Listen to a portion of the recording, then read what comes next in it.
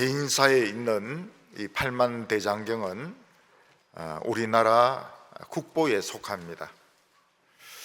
한 번은 법정이 해인사에서 있을 때에 어떤 여자 신도가 와서 팔만대장경이 어디 있느냐고 물어보았습니다.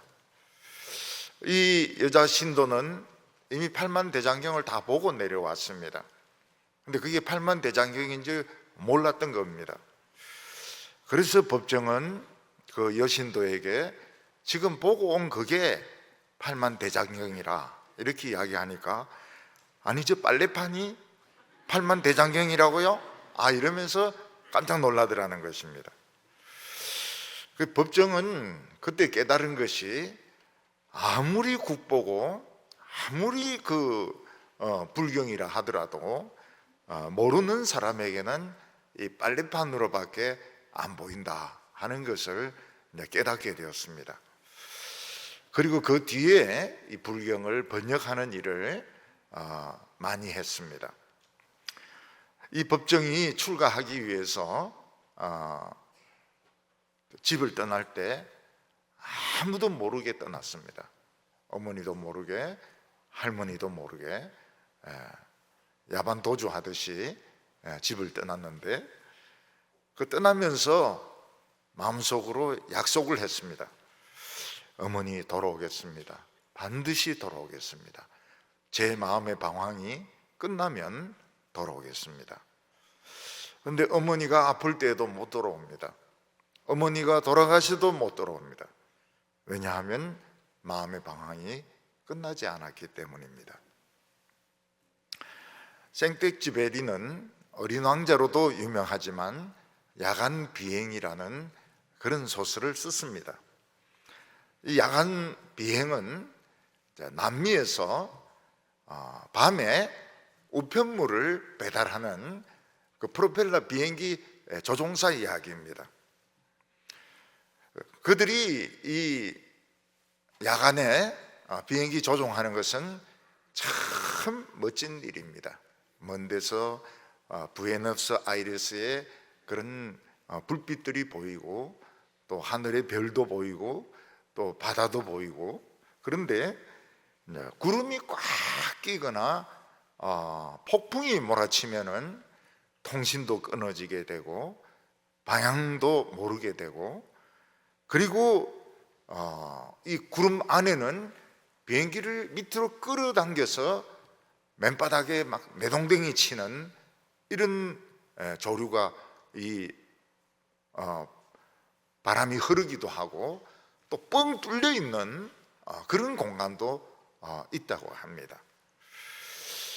결국 뻥 뚫린 그 공간으로 들어가면 구름 위로 올라가게 되는데, 구름 위에 올라가서 방향을 모르고 날아다니다가는 기름이 떨어져 가지고 비행기가 추락하게 됩니다.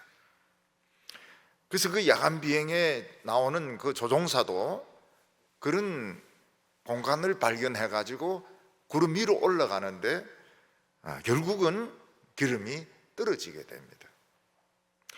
조종사의 젊은 부인은 그렇게 남편이 돌아오기를 기다리지만은 남편으로부터는 다시는 연락이 오지 않습니다. 결국 그것은 누가 잘못한 것이냐? 그런 날씨에는 비행기를 띄우면 안 되는데 그 전체를 책임지고 있는 그 사람이 비행기를 띄운 것이 잘못인 것입니다. 우리가 세상 지혜라고 하면 어떤 사람들은 공자 같은, 이런 소크라테스 같은 사람의 그 댐댐이가 지혜다 이렇게 생각하는 사람도 있습니다. 또 반대로 어떤 사람은 지혜는 마키아벨리 같이, 손자같이 이런 전쟁에서 이기고 처세술에 능한 것을 지혜라고 생각을 합니다. 근데 우리가 성경에서 지혜라고 하는 것은 온 천지를 만드시고 지구를 만드시고 우리 생명을 만드신 하나님의 능력을 우리가 배우는 겁니다. 배워가지고 우리가 그 능력을 사용하는 것을 지혜라고 말하고 있습니다. 그것을 위해서 우리는 하나님의 말씀을 자꾸 들어야 되고 이걸 연습을 해야 됩니다. 오늘 본문에 보면은 훈련이라 이렇게 돼 있는데 자꾸 프랙티스, 훈련을 해야 됩니다. 훈련을 해봐야 하나님의 능력이 나타날 수가 있는 것입니다. 오늘 첫 번째는 하나님의 지혜는 우리가 가질 수 있다고 말하고 있습니다.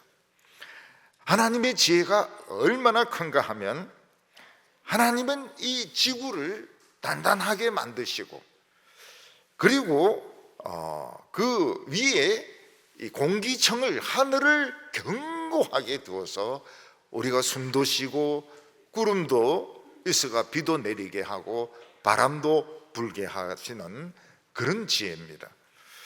처음에 이 지구가 만들어졌을 때는 용암덩어리였습니다. 용암덩어리, 물덩어리, 용암반, 물반, 이게 섞여가지고 불덩어리이면서 또 막 끓기도 하고 물은 끓기도 하고 막 수증기도 날아다니고 그런 정말 이 화산 같은, 화산속 같은 그런 곳이 지구였습니다. 근데 하나님께서는 그 마그마를 다 모아가지고 아주 단단한 바위로 이렇게 에워쌌습니다. 그리고 물의 온도도 식혀가지고 물이 그냥 차가운 물이 되게 하시고 또 지구도 이렇게 경사를 두어서 물이 한 곳으로 모이게 하셔가지고 우리 같은 이런 아름다운 지구가 만들어지게 하셨는데 그 에너지라고 하는 것은 엄청난 에너지인 겁니다. 하나님의 지혜는 바로 에너지입니다. 아인슈타인이 한 것이 뭡니까? 에너지 이꼬르 MC 제곱, 질량 곱하기 뭐 제곱, 이런 식인데 하나님의 지혜는 에너지입니다. 천지 창조의 에너지입니다. 지구도 보면은 이 공기가 있을 수가 없습니다. 다른 별에는 공기가 없습니다. 그런데 하나님께서는 지구에는 하늘을 견고하게 만드셔가지고 공기가 날아가지 않게 하시고 우리가 숨쉬게 하시고 구름이 뜨게 하시고 비가 내리게 하시고 바람이 불게 하시고 그리고 운석 같은 게 떨어질 때도 이 공기의 저항력 때문에 다 타서 사람을 다치지 않게 합니다. 비가 올 때도 큰 물덩어리 그냥 떨어지면은 뭐 어린이들이나 뭐 청년들 할 것 없이 그냥 물덩어리에 맞아서 죽습니다. 그런데 이게 공기 저항 때문에 작아져서 결국 물방울이 되어서 물방울보다 더 작은 물방울이 되어서 우리 옷깃을 이렇게 적시는 것입니다. 그래서 하나님의 지혜는 바로 능력입니다. 어떤 능력입니까?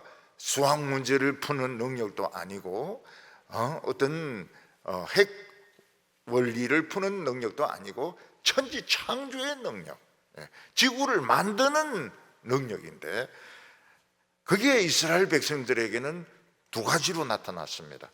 하나는 무엇인가 하면 홍해를 가르는 능력으로 나타났습니다. 또 하나는 무엇입니까? 이슬로 나타났습니다. 그 이슬을 통해서 하나님의 임재를 체험한 사람이 바로 기드온이었습니다. 양털에만 이슬이 내리게 해 주십시오. 양털에만 이슬이 내리지 않게 해 주십시오. 천지를 창조하신 그 능력이 홍해를 가르는 그런 능력으로 나타나기도 하고 우리의 기도에 따라서 어떤 때는 이슬로 또 어떤 때는 잔잔한 음성으로 우리에게 나타나게 되는 것입니다. 21절에 보면 내 아들아 완전한 지혜와 근신을 지키고 이것을 내 눈앞에서 떠나지 말게 하라. 하나님의 지혜는 어떤 지혜입니까? 완전한 지혜입니다. 지구 안에 있는 이 마그마를, 불덩어리를 완전히 에워싸서 터져 나가지 않게 하시고, 또 물도 완전히 지구를 덮어가지고 참 바다가 생기게 하시고, 공기도 날아가서 흩어지지 않고 항상 지구를 에워싸가지고 우리가 숨 쉴 수 있도록, 마음껏 숨 쉴 수 있도록, 비행기가 날아갈 수 있도록 하나님은 그런 완전한 지혜를 우리에게 주시려고 하는 겁니다. 그래서 이 지혜와 근신, 이런데 근신은 디스플린, 훈련을 말합니다. 훈련, 트레이닝, 훈련을 말합니다. 보통 근신하면 야단 맞는 걸 말하는데, 여기서 근신은 디스플린, 훈련입니다. 하나님의 말씀을 듣고 훈련을 자꾸 하는 겁니다. 그러면 우리가 하나님의 능력을 가질 수 있다고 말씀하고 있습니다. 예수님께서는 뭐라고 말씀하십니까? 겨자씨만한 믿음이 있으면 산을 옮길 수 있다고 말씀하셨습니다. 예수님은 제자들에게 너희는 나보다 더 큰 일을 할 수 있다고 말씀하셨습니다. 우리는 하나님의 지혜를 아직 배우지 못했고 아직 훈련을 잘 하지 못했습니다. 그래서 우리는 지금 능력이 별로 많지가 못한 것입니다. 이거를 항상 떠나지 않게 해라고 했습니다. 하나님의 말씀과 훈련을 떠나지 않게 해라고. 오늘 엘리베이터를 타고 내려오는데 어떤 여자 중학교 애가 막 눈앞에서 떼지 않고 있는 것이 있었는데, 그게 뭔가 하면 시험 문제집이었습니다. 아마 중간고사인 것 같아요. 이거 막 그냥 막 외우면서 점수를 더 받으려고 이렇게 하는데, 이 벌써 시험 기간이 왔구나, 이런 생각이 들었습니다. 청년들이나 보통 일반인들이, 또 여성들이 늘 손에 들고 다니는 게 뭔가 하면 스마트폰입니다. 스마트폰에 모든 아는 사람들의 전화번호를 입력시켜 놓고 있고, 또 거기 앱을 깔아가지고 자기가 모르는 정보는 막 구글이나 네이버를 통해서 찾기도 하고, 또 외국을 여행할 때는 이걸 가지고 통역도 합니다. 통역을 우리말로 하면 스마트폰이 그 나라 말로 옮겨주는 것입니다. 그러니까 사람들은 더 전화번호를 못 외웁니다. 친구 전화번호 못 외웁니다. 어떤 때는 자기 전화번호도 못 외울 수가 있습니다. 왜냐하면 스마트폰에 너무 의존하기 때문에. 심지어는 스마트폰은 무기가 될 수도 있습니다. 깡패들이 덤비면 여성들은 이걸 세워가 머리 정면을 딱 때리면 이게 무기가 된대요. 내 아들아, 완전한 지혜와 근신을 지키고 이것을 내 눈앞에서 떠나지 말게 하라. 우리가 성경 말씀을 늘 스마트폰처럼 들고 다닌다면 위험할 겁니다. 어떤 청년들은 이 건널목 건너면서도 스마트폰을 보고 길 가면서도 스마트폰을 보니까 구덩이에 빠지기도 하고 차와 접촉해서 다치기도 하는데, 그보다 더 큰 성경을 이렇게 펴놓고 길 가다가는 자전거에 치이고 오토바이에 치일 수도 있습니다.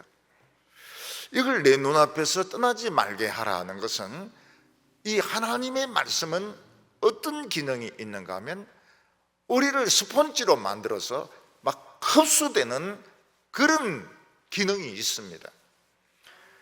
그래서 우리가 하나님 말씀을 자꾸 들으면 어떻게 되는가 하면 스폰지가 물을 빨아들이듯이 하나님 말씀을 막 빨아들이게 됩니다. 그 위기가 오면 막 생각이 나요. 위기가 오면 하나님의 말씀이 막 생각나고 설교 들은 것이 막 생각나는데, 그러면 사는 겁니다. 근데 위기가 왔을 때 하나님의 말씀은 생각 안 나고 내가 잘못했던 거, 죄 지었던 거, 다른 사람이 욕했던 거 생각나면 살 수가 없어요. 우리가 성경에 보면 모세는 하나님의 말씀을 그냥 스폰지같이 넣어서 그냥 능력이 줄줄줄줄 나왔습니다. 10가지 재앙이 막 나오고 만나가 떨어지고 홍해가 갈라지고 반석에서 물이 나왔습니다. 여호수아도 이 하나님의 말씀을 막 외우고 이 하나님 말씀을 늘 묵상하니까 태양이 멈춰버렸습니다. 엘리야는 하늘에서 불이 떨어지게 했습니다. 엘리사는 적이 어디로 공격하든지 다 알았습니다. 그리고 불말과 불병거를 자기 종에게 보여주었습니다. 예수님께서는 어떻습니까? 예수님께서는 막 갈릴리 호수에서 막 풍랑이 막 광풍이 오니까 바람과 바다야 잔잔하라 하니까 잔잔해져 버렸습니다. 죽은 청년을 메고 오니까 어떻게 합니까? 청년아 일어나라 이렇게 벌떡 일어나 버렸어요. 예수님께서는 죽은 나사로를 나사로야 나오너라 그러니까 막 나와요. 근데 그 사진을 보니까 나사로의 무덤이 땅속 굉장히 깊은 곳에 있더라고요. 그까지 예수님이 내려가셨는지. 예수님께서는 물을 포도주로 만드셨습니다. 이런 능력을 우리에게 줄 테니까 항상 하나님의 말씀을 기억하고 자꾸 디스플린, 근신, 자꾸 훈련하라고 말씀하고 있습니다. 22절에 그리하면 그것이 내 영혼의 생명이 되며 내 목의 장식이 되리라. 우리가 그냥 지식을 머리로만 알고 있으면 이건 생명도 안 되고 목의 구슬도 안 됩니다. 근데 이걸 자꾸 훈련하면 위기 때 사람을 살릴 수 있습니다. 미국의 사우드웨스트의 그 항공기가 공중을 비행하다가 엔진이 폭발을 해버렸습니다. 엔진에 불이 나버렸어요. 그래서 그 안에 있는 사람들은 이제 다 죽는 거로 생각을 했습니다. 근데 조종사가 여자분인데 슐츠라는 여자분입니다. 이분은 이제 가까운 관제탑하고 통신을 하면서 제일 가까운 관제탑으로 이 불이 붙은 항공기를 몰았습니다. 아주 스무드하게, 굉장히 스무드하게 불탄 비행기를 그 비행장에 착륙을 시켜가지고 한 명도 안 죽었습니다. 그 비행기 탄 승객들이 뭐라고 말합니까? 저 파일로트는 우리의 영웅이다. She is our hero. 영웅이라고 이야기했습니다. 이 여자 조종사는 해군 조종사 출신입니다. 원래는 공군에 지원을 했는데 공군에서는 여자는 안 받는다 이래가지고 해군으로 지원해가지고 해군 조종사였던 겁니다.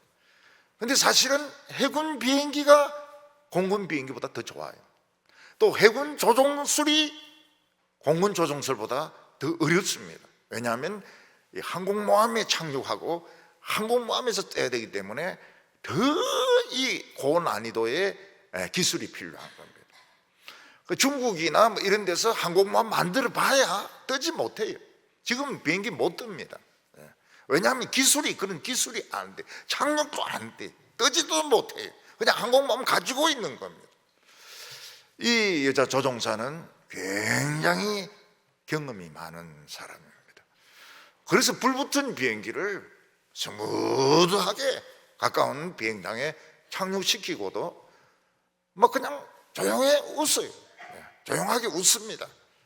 아, 해냈다 이러면서 뭐 깡통깡통 춤추고 막 하이파이브 하고 막 이러는 게 아니고 그냥 조용해요.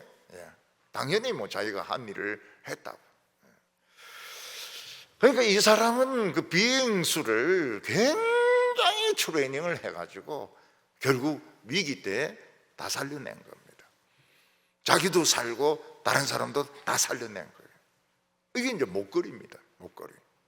명예 중에 명예, 금메달이죠. 이 금메달이라고 하는 것은 시험 치가지고 1등 했다고 받는 게 금메달이 아니고 다른 사람의 생명을 얼마나 살렸느냐 하는 것이 금메달인 것입니다. 오늘 우리가 주님 앞에 갔을 때에도 금메달은 무엇입니까? 다른 사람을 살린 것이 금메달입니다. 교회를 얼마나 잘했느냐, 얼마나 세상적으로 똑똑했냐, 그거는 금메달이 아닙니다. 다른 영혼을 얼마나 건졌느냐, 얼마나 죽을 영혼을 살렸느냐, 이게 금메달입니다. 어떤 부인은 도저히 전도할 자신이 없었습니다. 너무 성격이 내성적이고 부끄러움이 많아가지고. 그러면 예수님 앞에 가면 메달이 없지 않습니까? 이 부인은 결심을 했습니다. 애를 많이 낳아서 전도하기로. 애를 한 7, 8명 낳았어요.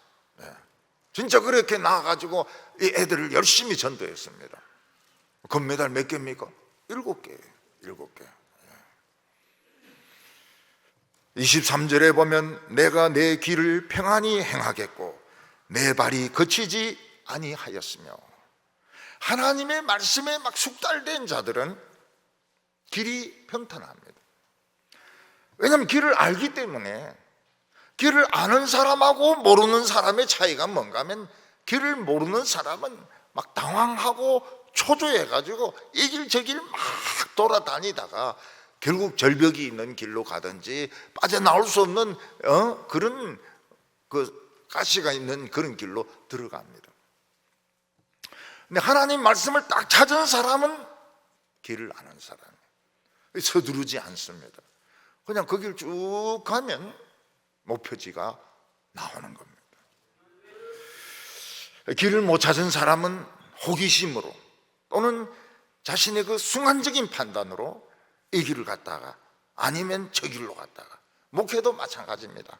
목회도 전도 폭발이 막 교회를 봉신했다 하면 전도 폭발을 했다가, 또 이슬비 전도가 또 교회를 봉신했다 하면 이슬기 했다가, 성경 필사를 했다가 전교인 성경 통독을 했다가 막 이 방법 저 방법 막 씁니다. 나중에 교인들이 지쳐버립니다. 목사 자신도 지치고요. 그 이유가 무엇입니까?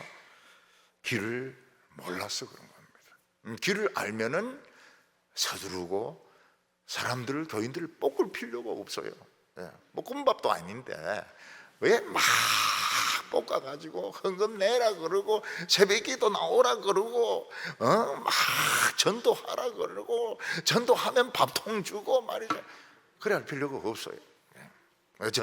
왜 밥통을, 그런 헌금을 왜 밥통 사는데 그런 데 씁니까? 우리가 이 세상에 살다 보면 전혀 자신의 힘으로는 무기력할 때가 있습니다. 예를 들어서 수술 받을 때 전신마취 아닙니까?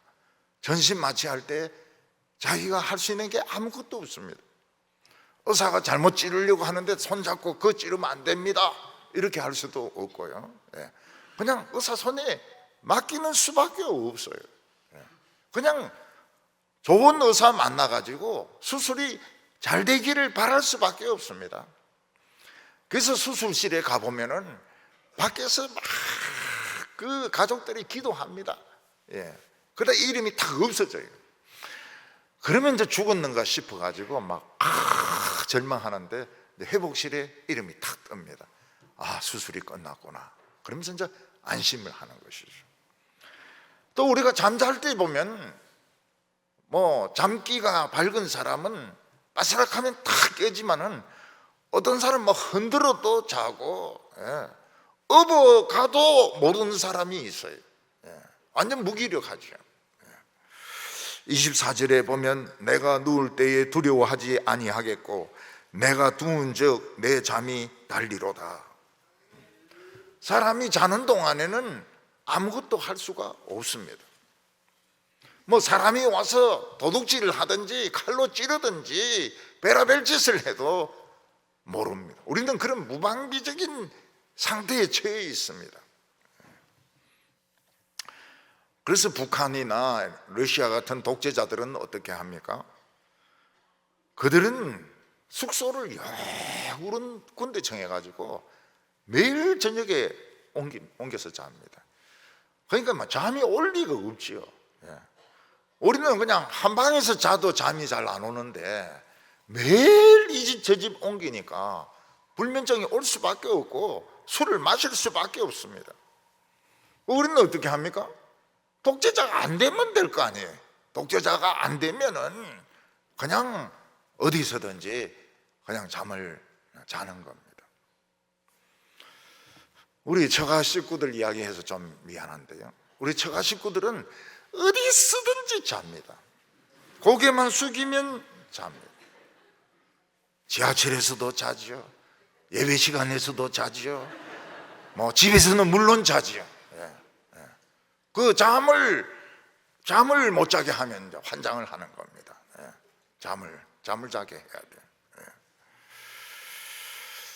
요즘은 불면증으로 고생하는 부인들이나 남성들이 많습니다. 불면증이 보통 어려운 문제가 아니에요. 호르몬 때문에. 호르몬이 뭐 안 나오거나 나오거나 또는 우울증이 오거나 이러면 이제 잠을 못 잡니다. 이 신경을 조금 완화시켜야 되는데 이게 이제 굉장히 어려운 거예요. 그래서 이제 정신과 약을 먹을 수밖에 없습니다.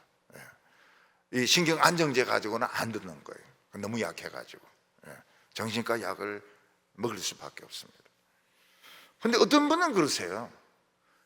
성경을 읽으면 잠이 온다는 거예요. 그냥 성경을 펴면은 2절을 읽기 전에 잠이 온다는 거예요. 왜 그러냐 이러니까 이게 약이라는 거예요. 구약, 신약, 약이기 때문에 이것만 펴면 잠이 온다는 거예요. 참 그것도 정말 좋은 놀라운 믿음인 것 같아요. 잠이 달리로다.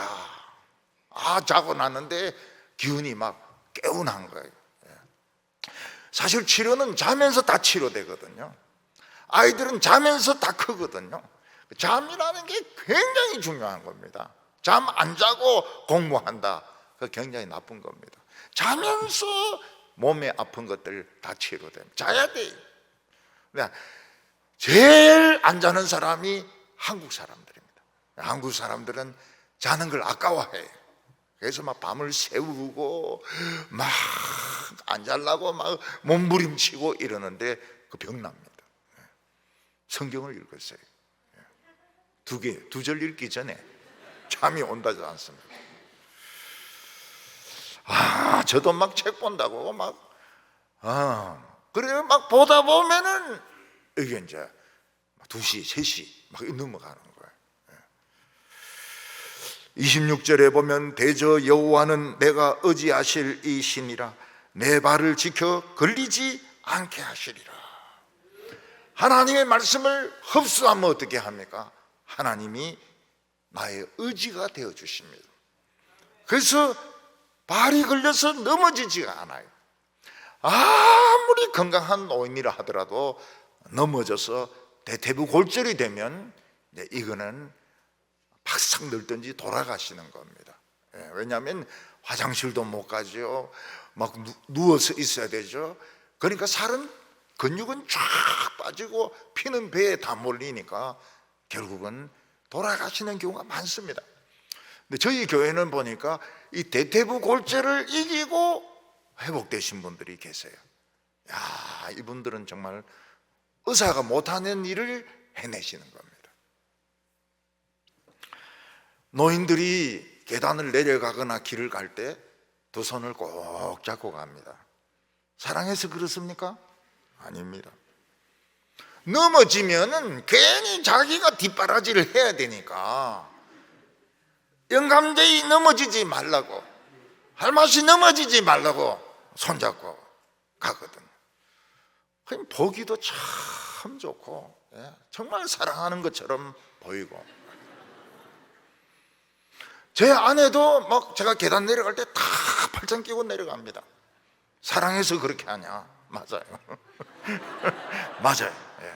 50%는 맞아요. 근데 50%는 자기가 귀찮다. 내 아프면 자기가 귀찮다는 거예요. 덩치는 적습니까? 몸무게는 가볍습니까? 귀찮아요. 차라리 잡아주는 것이 보기도 좋고, 보기도 좋고, 안 넘어져요. 잡아주면 안 넘어져요. 근데 하나님이 딱 잡아주니까 안 넘어지죠. 미끄러운 데 가도 안 넘어집니다. 25절에 너는 갑작스러운 두려움도 악이 내게 닥치는 열망도 두려워하지 말라. 하나님의 지혜로 훈련되어 있으면은 갑자기 이런 위기가 닥쳐도 이 순발력으로 피할 수가 있습니다. 하나님이 피할 길을 주세요. 감당할 수 있도록 해주십니다. 다른 사람들은 못 피합니다. 다른 사람들은 거기 다 걸려듭니다. 우리는 안 걸려들어요. 순발력이 빠르기 때문에. 그래서 악인들에게 갑작스러운 멸망이 와도 두려워하지 말라고 했습니다. 왜냐하면 우리 굉장히 빠르거든요. 교회 들어올 때는 천천히 들어오잖아요. 나갈 때 얼마나 빨리 나갑니까? 눈 깜짝할 사이에 벌써 차 시동 걸고 있거든요. 이런 두 가지가 우리에게는 있다 이 말이죠. 그러니까 두려워하지 말라고.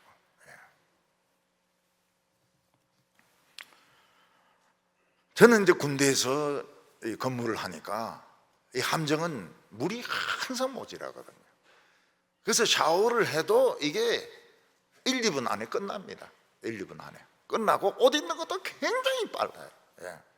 다른 사람들 같으면은 예배 시간에 늦는데 저는 벌써 올라와 있어요. 다다다다다닥 해가지고 군대식으로 다다다닥 해가지고 탁 올라와 있습니다. 요새는 그게 안 돼요. 요새는 참 불쌍합니다. 오늘 두 번째는 지혜는 적극적이어야 된다. 우선적으로 중요한 점을 차지해야 된다는 겁니다. 줄리어스 시저가 쓴 이 갈리아의 전기를 보면은 줄리어스 시저는 갈리아 족속들하고 싸울 때 항상 전쟁터에 먼저 가 있습니다. 밤을 새워가지고 먼저 가 있습니다. 그러면 갈리아족들이 오면 그대로 치니까 숫자가 적어도 항상 이기는 겁니다. 이 줄리어스 시저의 전법이 뭔가 하면 빨리 가는 겁니다. 빨리 가는 거. 마찬가지로 우리는 무슨 일을 할 때에 남이 시켜서 마지 못해서 하는 것보다도 먼저 자발적으로 하는 것이 이게 좋은 겁니다. 27절에 보면 내 손이 선을 베풀 힘이 있거든 마땅히 받을 자에게 베풀기를 아끼지 말며. 우리나라의 부자가 되려면 어떻게 합니까? 받을 돈은 확 받고 줄 돈은 질질질질 끌고, 그 대기업체에서 어떤 사업을 따면은 하청을 주고 또 하청을 주고 또 하청을 주니까 나중에는 이게 뭐 형편없는 부실공사가 되는 겁니다. 이게 돈 버는 비결입니다. 우리나라에서 돈 버는 비결은 대기업체는 손도 안 대고 그냥 돈만 받아먹고, 그 업체는 뭐 3차 되는 업체는 그것도 먹고 살아야 되니까 그것도 그 사람들인데 큰 거예요. 근데 나중에 무너지고 건물 무너지고 사람 죽고 보면은 전부 하청업체입니다. 하청업체들. 이 대기업체들이 보통 못된 게 아니에요. 돈 줄 때도 돈 안 주고 음으로 주고 6개월 음으로 주고, 그럼 그 이자는 자기들이 먹는 거거든요. 이자가 굉장히 크거든요. 이 카드 빚을 내면 어떻습니까? 연체되면 이 바가지 중에 바가지입니다. 연체되면 이거는 막 고리채도 그런 고리채가 없어요. 그거 먹고 사는 겁니다. 그 전부 하나님이 싫어하는 겁니다. 하나님이 싫어하는 거예요. 먼저 주고, 줄 건 먼저 주고 받을 건 천천히 받고. 그러니까 부자가 될 수가 없죠. 줄 거는 질질질질 끌고 받을 거는 막 받고, 안 주면 막 테레비라도 들고 오고 이래야 부자가 되는데, 성경은 반대로 가르치는 겁니다. 줄 거는 팍팍 주라는 겁니다. 그래서 무슨 공사 같은 걸 할 때 미리 선불로 다 주면 또 일 안 해요. 일 딱 하게 하고 줄 때는 딱 주는 겁니다. 기분 좋게 질질 끌지 말고 딱 주는 겁니다. 그러면 그 받는 사람도 기분이 굉장히 좋아요. 사람들에 대한 신뢰가 생기게 됩니다. 28절에 내게 있거든 이웃에게 이르기를 갔다가 다시 오라 내일 주겠노라 하지 말며. 이웃이 이제 돈 받으러 왔습니다. 뭐 때문에 미리 줍니까? 주면 그 사람만 좋은데. 그래서 내일 오라, 내일 오라, 일주일 뒤에 오라. 사람 속을 막 시큰 달달 끓게 만들고 난 뒤에 마지못해서 조금씩 조금씩 주는 이게 네 인심인 겁니다. 제가 어렸을 때 우리 아버지를 보니까 신문값 받으러 온 아이들에게 한 번도 내일 오라는 말을 하는 걸 본 적이 없습니다. 딱 그 자리에서 줍니다. 신문값 받으러 왔는데 그래? 다 언제나 주세요. 그리고 이제 버스 타려고 기다리고 있을 때 아이들이 와서 무슨 신문 사세요? 그럼 삽니다. 또 딴 애가 와서 사세요? 그럼 삽니다. 그래서 집에 올 때 보면 신문 10개, 20개를 가지고 와요. 왜 그러십니까? 이렇게 물어보니까 아버지가 동경에서 유학을 할 때 신문 배달하고 신문을 판 거예요. 그래서 자신은 그 신문 배달하는 아이들의 심정을 너무 잘 안다는 거예요. 내일 오라고 할 때 애들은 또 한 번 더 와야 되고 또 위에 상사인데 욕을 얻어먹고 또 이제 신문 남거든요. 남으면 이제 길에서 막 이렇게 팔아야 이제 그게 그 아이들에게 용돈이 생기는 겁니다. 그래서 막 사라고 하는 건 다 사고 뭐 이 신문 저 신문 다 사가지고 옵니다. 아이들에게 돈은 줄 수는 없고 용돈이라도 대라고. 제가 그걸 참 보면서 야 우리 아버지는 참 좋은 장점을 가지셨구나. 늘 설교에서 내가 나쁜 분으로 그렇게 이야기를 하지만 실제로는 참 좋은 분이시구나. 그런 생각이 듭니다. 우리나라는 어디든지 먼저 산 사람이 새로운 사람에게 텃세를 부립니다. 그래서 막 못살게 굴기도 하고 아주 괴롭히기도 합니다. 29절에 보면 내 이웃이 내 곁에서 평안히 살거든 그를 해하려고 꾀하지 말라. 요즘 보면 기농들이 있지 않습니까? 기농들 중에서 성공한 사람도 있고 실패한 사람도 있고 심지어는 살인까지 일어나는 경우도 있습니다. 왜냐하면 텃세가 너무 심해가지고 새로 이사 온 사람에게는 무슨 세금을 내라 그러고 통행료를 내라고 그러고 굉장히 그 사람을 힘들게 하기 때문에 결국은 집을 짓고도 떠나기도 하고 어떤 데는 막 총을 가지고 와서 쏘기도 하고 그래서 사람을 살인을 하는 일도 일어나는 것입니다. 하기야 원래 그 동네 살던 사람 입장에서 보면 누군가 새로운 사람이 와가지고 인사도 잘 안 하고 구실무실 하지도 않고 거들먹을거리면 굉장히 기분이 나쁘죠. 그러나 이 텃세는 목사들의 세계도 있습니다. 우리 노예 새 목사가 부임하면은 저는 몰랐어요. 저는 그걸 안 했으니까요. 그 목사 전체들에게 식사를 대접해야 됩니다. 새로운 목사가 무슨 돈이 있습니까? 무슨 돈이 있고 뭐 장로님들에게 뭐 그런 이야기를 할 형편이 못 되거든요. 그러니까 전부 자기 돈으로 내가 하는 거예요. 근데 저희인데는 그런 요구를 못 했습니다. 왜냐하면은 동북에 크지 않습니까? 그리고 제가 또 좀 만만치가 않아서 그런지 몰라도 10년간 말을 안 해요. 그 나중에 이제 그런 이야기를 하는 거예요. 그래서 많이 사줬어요. 진짜 막 사주고 우리 장로님들도 막 사주기도 하고. 이 대우가 얼마나 텃세가 심한가 하면 교수들도 그렇대요. 교수들도 오로지 경북대학교, 오로지 영남대학교. 이 출신 아니면은 미국에서 박사 받아와도 굉장히 인사 안 한다고. 또 인사로 가면 없고, 안 가면 안 온다고 뭐라 하고, 가면 없고, 또 가도 빈손으로 왔다고 뭐라 하고.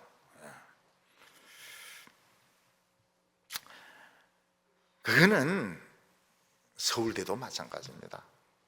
옛날 서울대 대학원은 서울대 출신 아니면 아예 뽑지를 안 했습니다. 뽑지를 안 했어요. 그만큼 특세가 심했습니다. 아예 안 뽑았어요. 우리 과 출신 아닌 여학생이 한 명 딱 있었습니다. 교수 딸입니다. 교수 딸. 교수 딸이니까 들어온 거예요. 이대에서 서울대로 들어온 거예요. 절대로 받아주질 않았습니다. 근데 요즘 학교 이제 순위 제도가 있어가지고 반드시 다른 대학 출신들 몇 퍼센트를 넣어야 됩니다. 또 여자 교수들을 반드시 몇 퍼센트 넣어야 됩니다. 외국인도 넣어야 됩니다. 그래서 할 수 없어가지고 타대생도 받아들이고 여자 교수도 받아들이고 이러지 어림도 없어요. 어림도.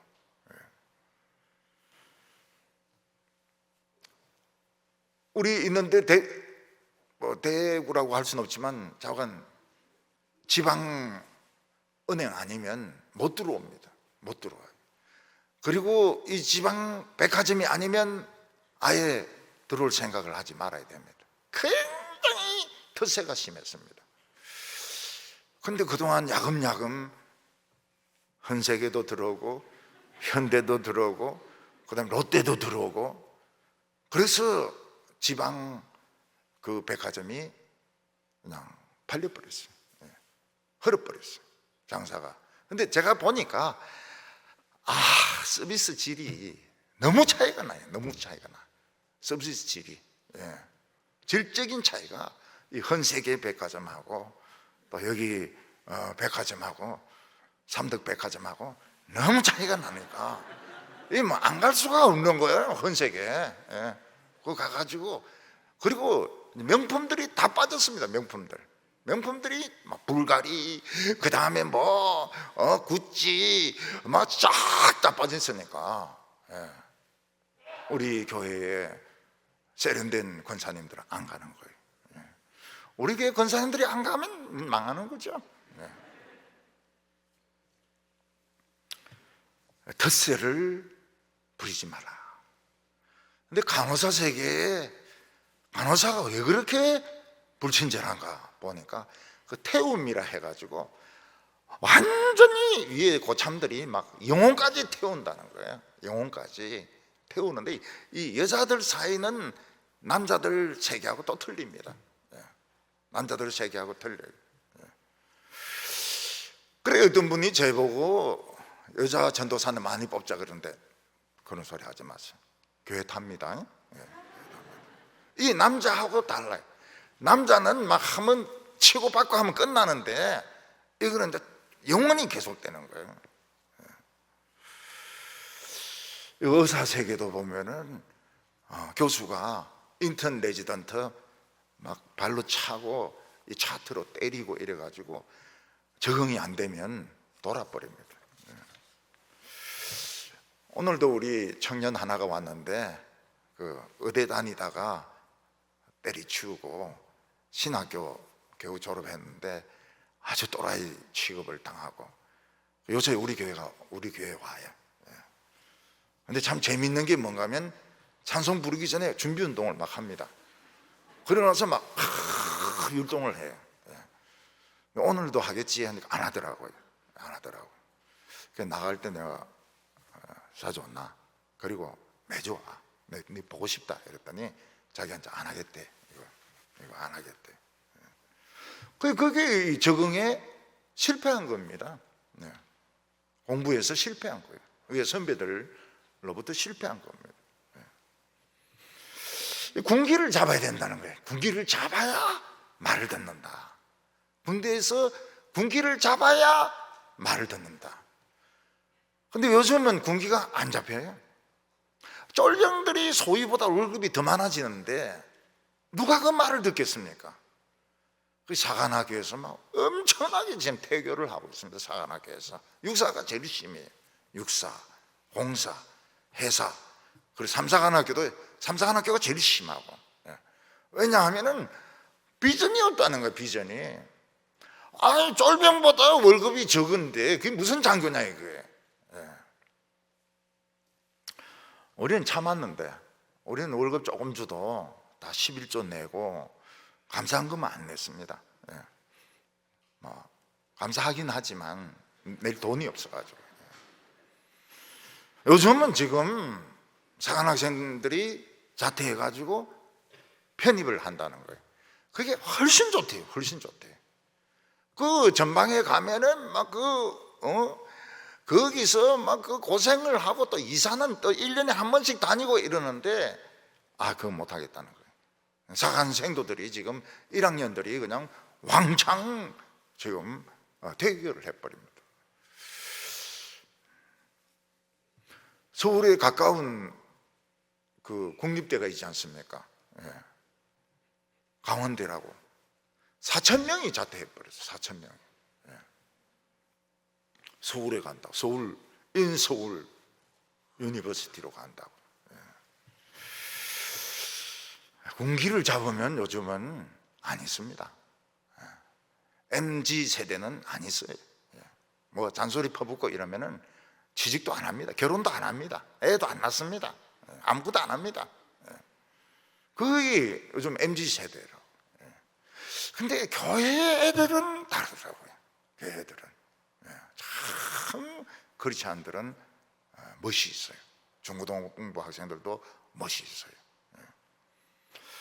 31절에 보면 포악한 자를 부러워하지 말라며 그의 어떤 행위도 따르지 말라. 폭언을 하는 사람이 있습니다. 폭행을 하는 사람이 있습니다. 이 군대에 있을 때 이제 새로 부임을 하면은 고참들이 불러가지고 막 치거든. 저도 막 덩치가 크다 해가지고 저는 대표로 뽑혀가지고 막 그냥 야구방망이로 막 책으로 많이 맞았습니다. 1년 지나고 나니까 이제 새 소위가 올라오는데 집합을 시켰죠. 근데 대학원 때 내가 같이 다니는 애들도 여러 명 있는 거예요. 이 뭐 장교 세계는 그런 거 없어요. 나이가 없어요. 뭐 대학원 다니다 오면 늙고 외국 유학 갔다 오면 늙고 이런데 내 친구들도 많더라고요. 소위들 중에서. 그 옛날에는 막 패고 막걸리 마시게 하고 그 군대에서 만든 두부 먹고 막 이랬는데, 그래서 제가 그러면 안 된다 그랬어요. 그러면 안 된다. 우리가 자기가 당했으니까 이걸 물려주는데 우리는 우리 세대에서 끝내자. 그래서 다른 친구들도 맞다. 김중희 말이 맞다. 그래가지고 그 애들은 안 맞았어요. 술도 안 먹였어요. 막걸리도 안 먹였어요. 그냥 가라 그랬어요. 집으로 가라고. 그러니까 이 구석구석 음대 같은 데도 보면은 이 악기 같은 거 이런 거로 막 때리고 이거 얼마나 때리기 좋습니까? 이거 따다다다 하는 거 머리 대놓고 막 얼마나 때리기가 좋아요. 뭐 이 나발 가지고 또 때리고 말이죠. 똑똑해라고.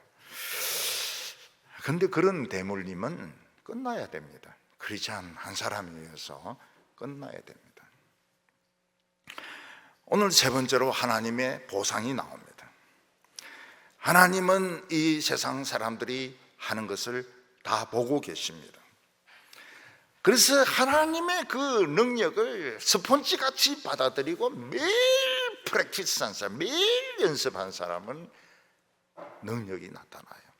기적이 나타나요. 하나님은 한 번씩 세상을 뒤집어 엎습니다. 꼭대기에 있는 사람을 바닥으로 보내고 바닥에 있는 사람을 꼭대기로 올려 보냅니다. 하나님은 이 전을 뒤집으셔요. 전을 똑같아요. 밑에 있는 사람 올려봐야 또 그놈입니다. 다 해먹을 거 다 해먹고 앞에 있는 사람 감옥에 다 집어넣어버리고 그놈이에요. 32절에 대저폐역한 자는 여호와께서 미워하시나 정직한 자에게는 그의 교통하심이 있으며 남을 공연히 괴롭히는 자들, 하나님은 미워하십니다. 세월이 지나면 힘이 없어져요. 그러면 찾아오는 사람도 없습니다. 자식도 안 찾아옵니다. 돈 준다 해도 안 가요. 하도 별나게 굴어가지고 안 가요. 하나님은 정직한 자에게 교통하심이 있다 그러죠. 커뮤니케이션이 된다는 거예요. 내가 있는 처지에 의사소통이 됩니다. 내가 처한 고통을 하나님이 들어주십니다. 다른 사람의 어려움들까지 하나님은 해결해 주십니다. 그게 교통입니다. 33절에 악인의 집에는 여호와의 저주가 있거니와 의인의 집에는 복이 있느니라. 포악하고 이기적인 사람은 그 체질이 혈기가 많습니다. 그 혈기를 가지고 자식을 키우면 자식이 상처가 굉장히 많아요. 자식이 또 그런 사람이 됩니다. 아버지가 엄마를 때리면 그 아들도 아버지를 욕하면서 또 때립니다. 술 마십니다. 그래서 이 저주가 3, 4대까지 가는 겁니다. 만약 거기서 벗어나려면 완전히 끊어야 됩니다. 아버지 나쁜 놈 그냥 끊어버리고 그냥 교회에서 빌빌거리면서 새 인생을 시작해야 됩니다. 난 새 인생이다. 그러면은 안 와요. 그 혈기가 없어집니다. 없어져요.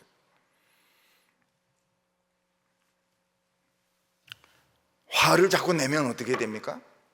나중에 가난해지게 됩니다. 가난하고 병들게 됩니다. 그런데 자기가 막 괴롭히고 잔소리했던 애들은 좋은 의대 나온 거예요. 의사가 된 거예요. 그런데 병원에 가니까 의사 선생이 옛날에 자기가 막 괴롭히던 걔가 의사가 돼 있는 거예요. 뭐라고 하면 걱정하지 마세요. 수술 잘 해드릴게요. 그냥 배를 그냥 반으로 그냥 잘라버리고 간도 막 반 정도 떼버리고 뭐 걱정하지 말라 그래요. 옛날에 그 했던 것들 생각하면은 간이 부어 있으니까 반 잘라내야죠. 하나님은 거만한 자를 비웃습니다. 그리고 겸손한 자에게 은혜를 베푸신다고 했습니다. 거만한 자는 자기가 진짜 대단한 줄로 알아요. 하나님이 좀 빌려준 거 가지고 막 진짜 대단한 줄 알아요. 하나님이 비웃습니다. 하늘에 계신 자가 웃으시며 주께서 저를 비웃으시리로다. 지혜로운 자는 영광을 기업으로 받거니와 미련한 자의 영달함은 수치가 되느니라. 하나님께서는 하나님의 말씀을 흡수한 자에게 이슬로 응답하십니다. 하나님 양털에만 이슬이 내리게 해 주십시오. 또 딴 기도 드립니다. 기도 안 합니다. 안 해도 싹 다 들어주세요. 싹 다 들어주세요. 진짜 이래도 되나 싶을 정도로 전부 다 주십니다. 다 주세요.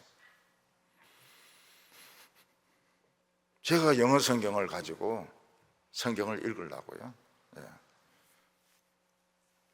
하나님께 기도했더니 교인들도 여행 갔다 오면 요즘 영어 성경 안 팔거든요. 근데 막 저 옥스포드까지 가가지고 구해가지고 오고, 캐나다에 성경이 안 판다니까 캐나다 구석에 가서 성경을 사가지고 오고, 그 뉴욕 그 서점에서 막 진짜 돌덩어리보다 더 무거워요. 그거를 미국에서 오면서 바로 들고 왔더라, 교회로. 제가 가지고 있는 영어 성경이 한 몇 권이나 될까요? 많지 않아요. 1,500권? 그 읽는데 진짜 재미있습니다. 굉장히 재미있어요. 하나님은 지혜로운 자에게 영광을 주십니다. 이슬로 성경책으로. 책으로 좋은 게 뭡니까? 응답하실 때 현찰로 응답하시면 제일 좋아요. 현찰로. 아이고, 우리 목사님은 참 그런 이야기 자꾸 하더라. 설교는 참 잘해놓고 끝에 가가지고 현찰이 더 좋더라 이러는데, 안 그래? 미련한 자가 성공하는 것은 수치입니다. 왜냐하면 뒤에 부정과 부패가 꽉 쌓여 있거든요. 들춰내면 낼수록 막 나옵니다. 막 사람도 죽고, 덩치도 크고, 왜 그래 많이 죽어요? 얼마나 해먹었으면 그런 일이 일어납니까? 오늘 스폰지가 되셔서 하나님 말씀을 쫙 빨아들이시기 바랍니다. 그리고 프랙티스, 또 프랙티스, 디스플린, 연습 또 연습. 여러분 바이올린 하는 사람들, 피아노 치는 사람들, 공 던지는 사람들 연습입니다. 연습. 죽으라고 연습을 해야 됩니다. 그래야지 팍팍 살아서 공이 들어가고, 피아노도 막 감동을 받고, 바이올린도 감동을 받고 이러는데, 크리스찬의 인생에 감동이 없으면 이거는 죽은 인생입니다. 무슨 일을 하더라도 다른 사람에게 감동을 줄 수 있어야 됩니다. 그래서 전문가가 되는, 자기도 살고 다른 사람도 살리는 전문가가 다 되시기 바랍니다. 기도드리겠습니다. 하나님 아버지, 홍해를 가르시고 태양을 멈추게 하신 그 지혜로 오늘 우리를 가르쳐 주시옵소서. 우리는 지혜도 부족하고 연습은 더 많이 부족합니다. 주님, 하나님은 절대로 시건치 아니하신다고 말씀하셨습니다. 우리도 하나님의 능력을 배우고 싶습니다. 겨자씨만한 믿음을 주시옵소서. 산을 옮길 수 있도록 겨자씨만한, 좁쌀만한 믿음을 허락하여 주시옵소서. 예수님의 이름으로 기도하옵나이다. 아멘.